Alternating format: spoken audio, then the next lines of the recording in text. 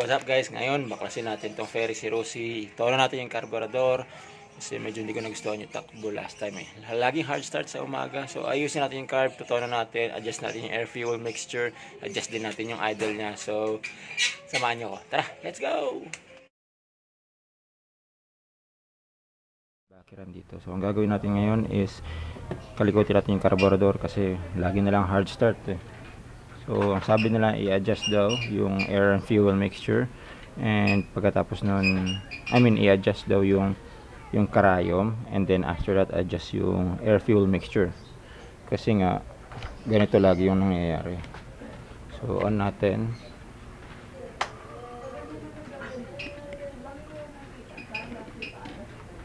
Ay lang, on ko lang yung si Bira to gamitin eh. On ko lang yung fuel. So diba? Lamig.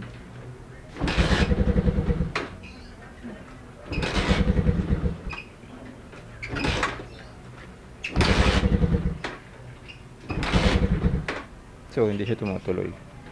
Laging ganyan yung issue kahit dito. Mamamatay. Pag pinigaan naman natin,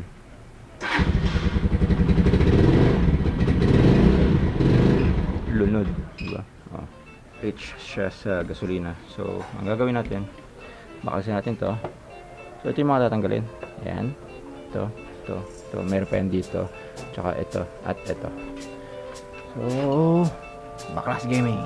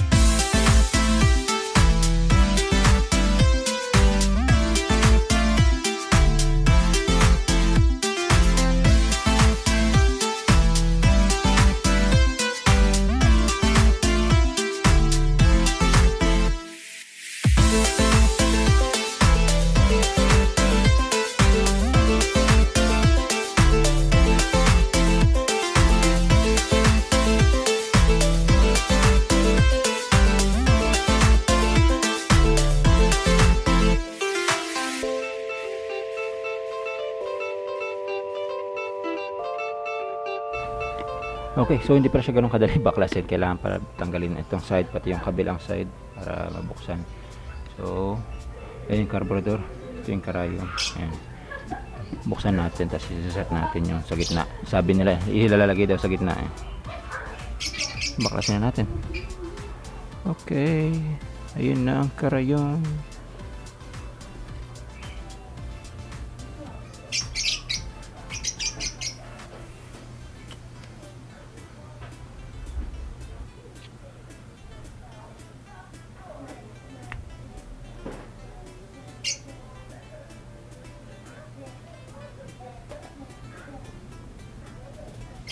So ayun guys, wala nga sa sentro.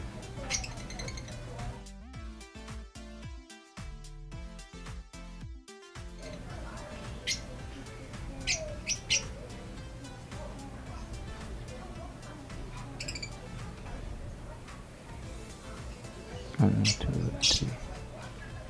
So ayun na guys, nalipat na natin sa gitna, and ganito yung itsura niya.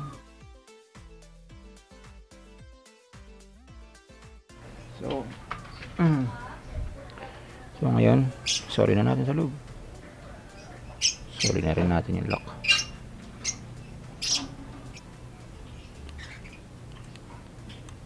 Okay, so nalagay natin siya sa gitna. Okay naman yung plane niya.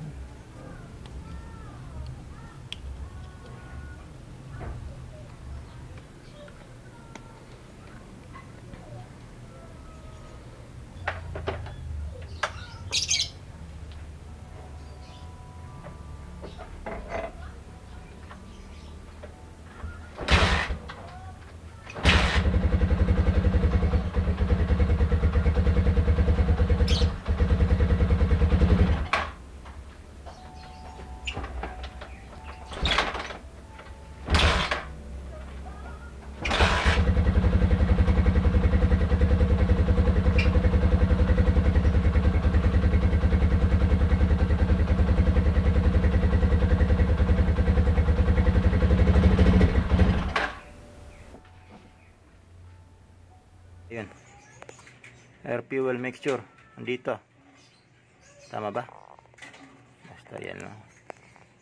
Dito yung drain eh. Oh. And ano makita eh. Ito yung idle. So yun yung idle. Wala na iba eh. Yun lang chong eh. Ano yung nakita ko? Galawin ba natin yan? Tingnan muna natin. So yun, tinanggal muna natin yung airbox. Kasi kailangan ko talaga tanggalin yung carb. Hindi ma-adjust yung air fuel mixture dun sa ilalim. So ito yung airbox nya. Cute. And tara, tanggalin na natin yung carburetor. Ang galing ng choke eh, no? Yun yung purpose ng choke. Literal na choke. Choke na yung engine. Velocity. Binuksan ko yung spark plug. Tek na yan. Bad burn. Sobrang daming gasolino. Pangit magsunog.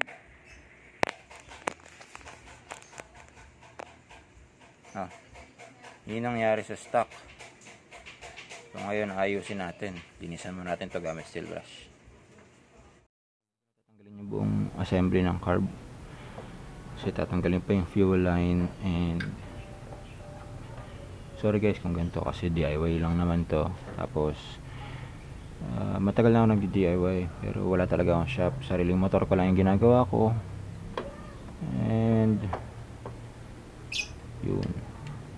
So tignan naman natin kung ilang turns yung stock bago natin isara ang todo. Tapon yung gasolina. Tinagilid mo kasing carburetor. Wala na laman. Buusan na lang yun mamaya.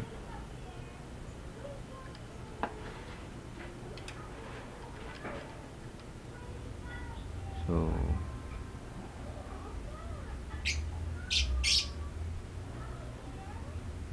one.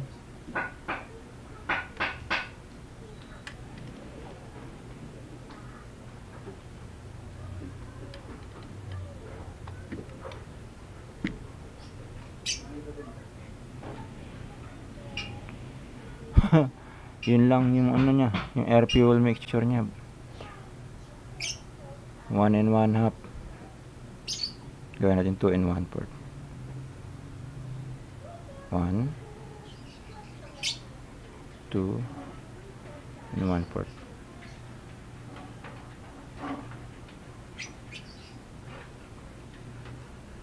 Yan, 2 1 port. Balikan niyo ulit.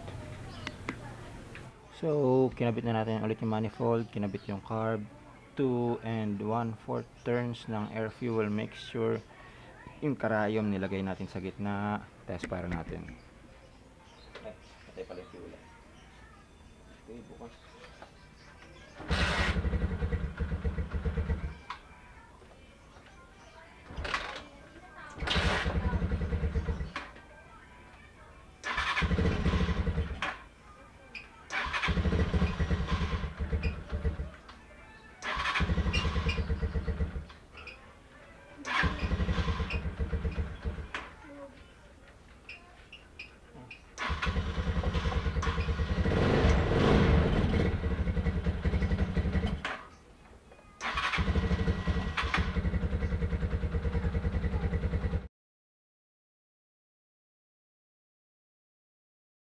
So, another trial na yun. Kapag naka-choke, maganda. Kapag hindi naka-choke, lunod.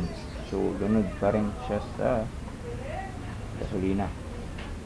Ilikat natin sa gitna. 2 1/4 turns dito. Okay, so gumagana naman yung 2 1/4 na turns. Ang problema lang is maganda yung throttle response niya kapag naka-choke. Kapag hindi na naka-choke, it's either uy, huwag ka muna kumahol. It's either rich siya or lean. Pero feeling ko sobrang lean niya naman ngayon. Nasobrahan niya ata sa hangin. Kasi kapag chino-choke ko, ang ganda ng throttle response. Kapag inalis ko na yung choke, yun na, namamatay. So, lean yata. Mahirap lang ano yung carb, bakasin yung carb kasi itong bakal dito, ito yung chassis na yan tumatama sa carb. So yun lang talaga guys, kapag alam nyo na bumili kayo ng ganitong motor, hindi naman ako talaga maarte, hindi katulad ng Japanese bike. Kapag may gusto kayong kalikutin, madali lang. Ito, alam niyo naman, sa murang halaga, hindi naman ganoon talaga ka-engineer itong motor na to. Kaya nga natin kinakalikot para mag-akma sa gusto natin na performance. So, ang gagawin ko is,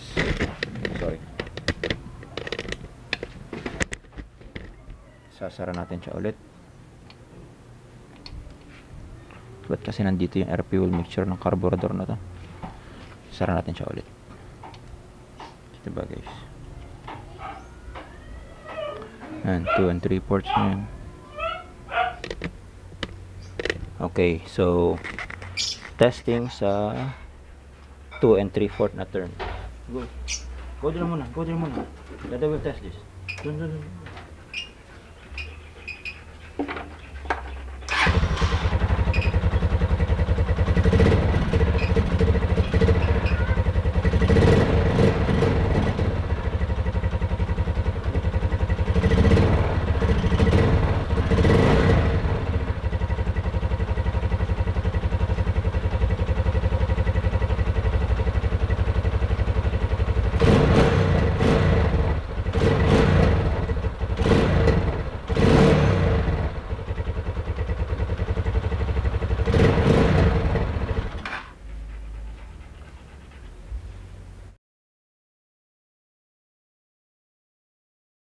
Ang baklas na yata to. Ang gagawin natin is ibahin natin yung turns kasi mukhang iba yata yung pag-uusap, yung pagkakaintindi ko ng one full turn ng nasa group sa Rossi Flash Carb. So ang gagawin ko, yung isang full turn baka is 1/2 turn ng ginagawa ko. So kumbaga ito dapat pupunta dito, yun yata yung 1 turn.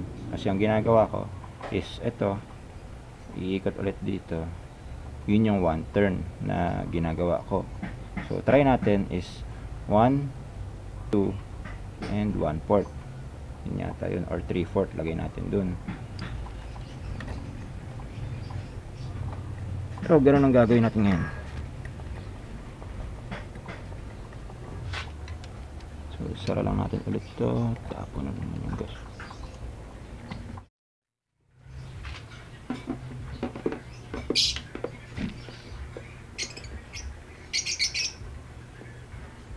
Okay, nakakabit na airbox.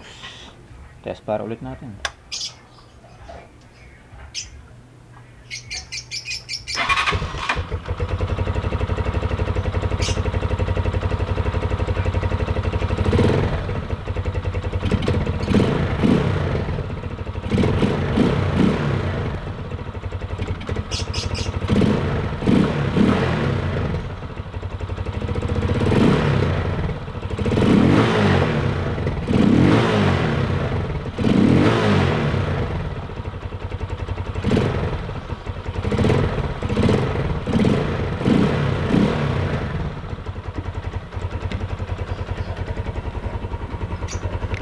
Idle is at 1000 RPM.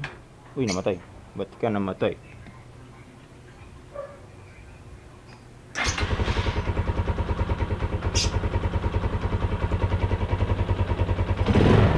Uy, okay na yung throttle response Ay, meron pa rin.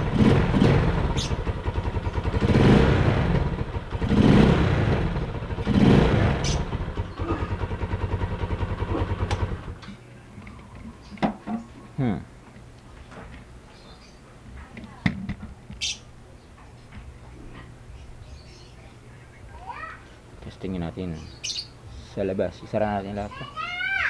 Yes!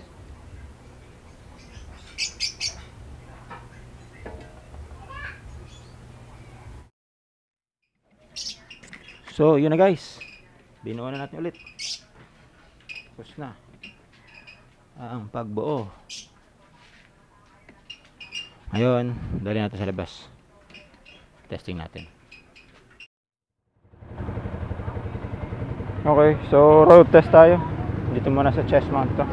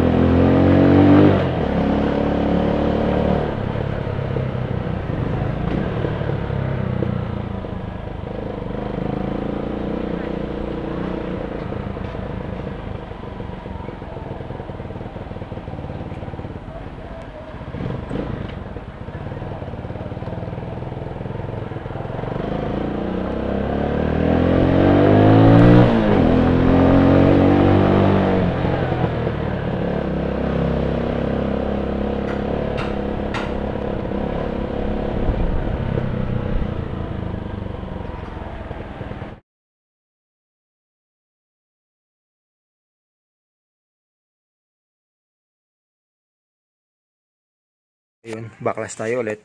This time, ang ginawa natin is 2 3/4 na ikot. Pero this time, balik natin sa dati. Yung 2.5 or 1 full turn plus 1 half turn. Tama ba? Or 1 full turn plus 1 half turn. So, 1 tapos 1 half. So, yun gagawin natin. Kumbaga, para dun sa iba kasi ang ginagawa nila is 1, 2, 3. So ngayon ang settings natin is 1, 2, tapos 3/4 hanggang doon. Yun yung settings natin ngayon. So kahit anong adjust natin doon sa idle is ayaw tumino, lean pa rin. Lean pa rin siya. Tapos ang gagawin natin ngayon ang gagawin natin ngayon is babawasan yung fuel kasi nasobrahan niya sa fuel doon sa ilalim ina-adjust yung tinuro ko kanina. So wala akong special tool ngayon. So, ang ginagawa ko is baklas kabit ng carburetor tapos trial and error. So, ngayon, as I mentioned, ang gagawin natin ngayon is yung 1, 2, tapos 0.5, kalahati lang. So, bali, 1 and 1 half. 1 full turn, tapos kalahati. Bali, sa iba, ang gagawin, ang pagkakaintindi ng ibang rider is 1, 2.5. So, 2.5 turns. Yun. Okay ba? Yun nga, na-adjust na natin ng 2.5 turns yung ANF dun sa ilalim. Tapos, yung idle is ganun pa rin. Hindi pa natin ginagalaw. Yun pa rin yung tinesting natin nung isang araw. So, ngayon, test para tayo kung 1 click lang ba.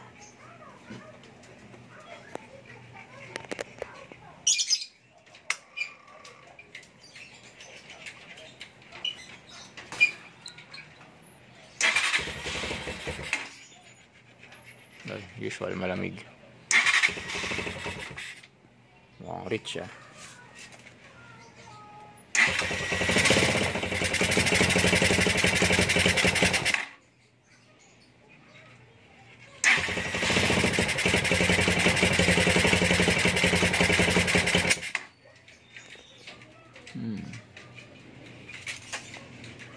Kita nyo yun guys. Again. Sinok. Suminok siya ng gas napunta dun.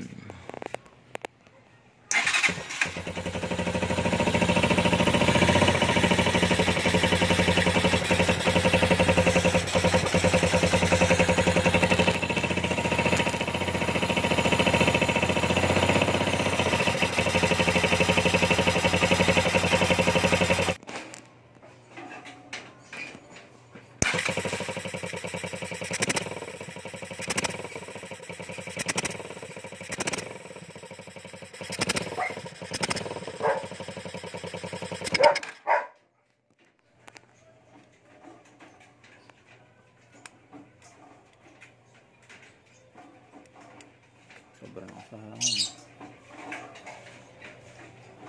Sobrang na sa hangin. Kailangan natin more fuel. And so, yan yung nangyayari. Umaakit baba siya. Pag ina-adjust natin dito. Okay.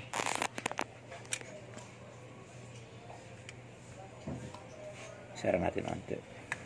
Masyado ng maraming hangin.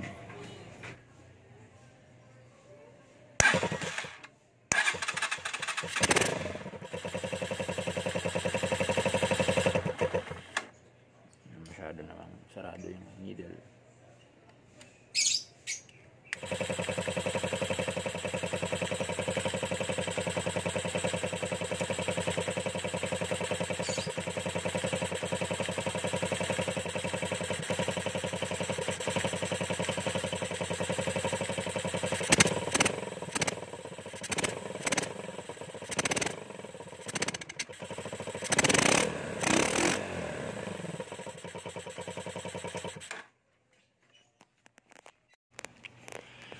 So, kabit natin airbox kasi gusto ko may airbox eh. Pang long rider tayo eh. Endo rider kumbaga. Kailangan natin airbox. So, testing natin ulit may airbox.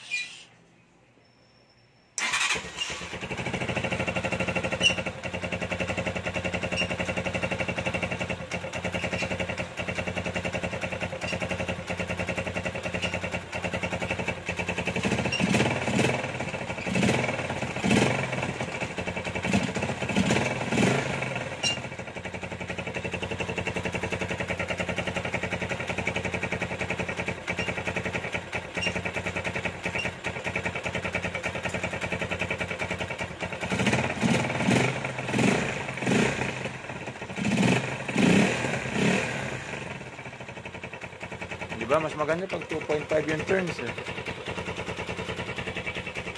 Yung throttle response okay eh. Ay. Yung throttle response okay eh.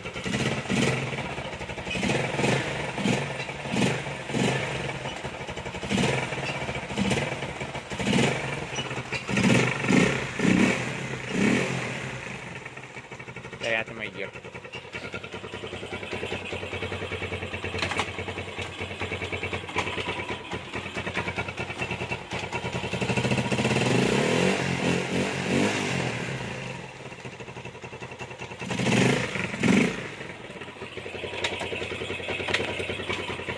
So, fourth gear, try natin.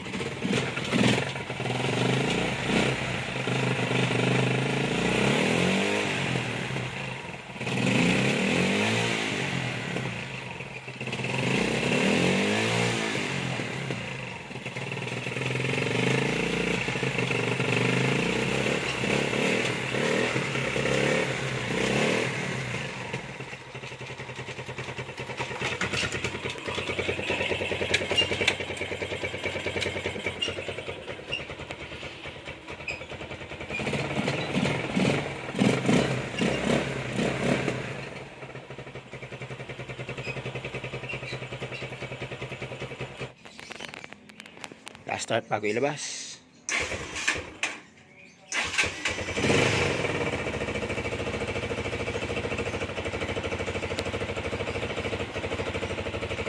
Okay, so hanggang dyan lang dapat siya. Hanggang dyan lang dapat yan. Okay ang throttle response. Gusto ko to ngayon.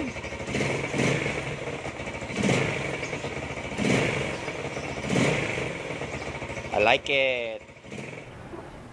Okay, testing natin.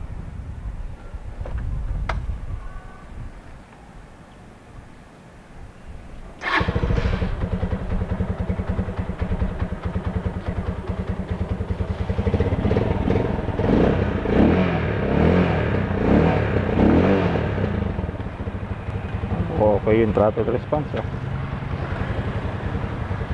Ikot.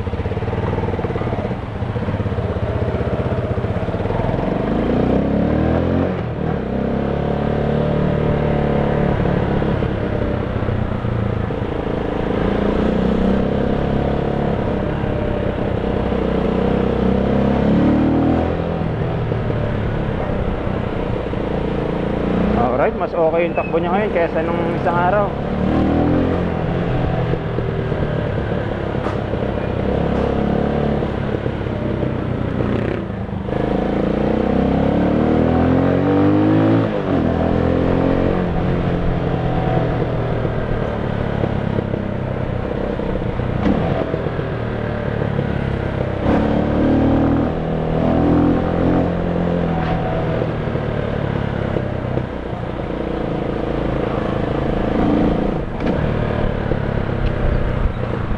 Okay, mas maganda yung takbo niya ngayon.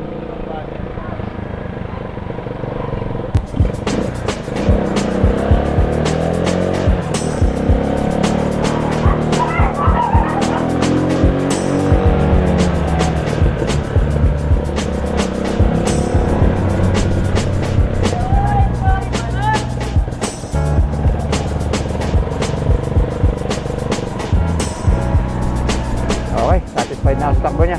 So yun lang guys, sana may natutunan kayo. Disclaimer lang, hindi talaga ako certified na mekaniko. Saktong may alam lang sa mga motor. So yun lang for today. Sana nagustuhan niyo yung video. Kung may natutunan kayo, thumbs up. Huwag makalimutan mag-like, share, at subscribe.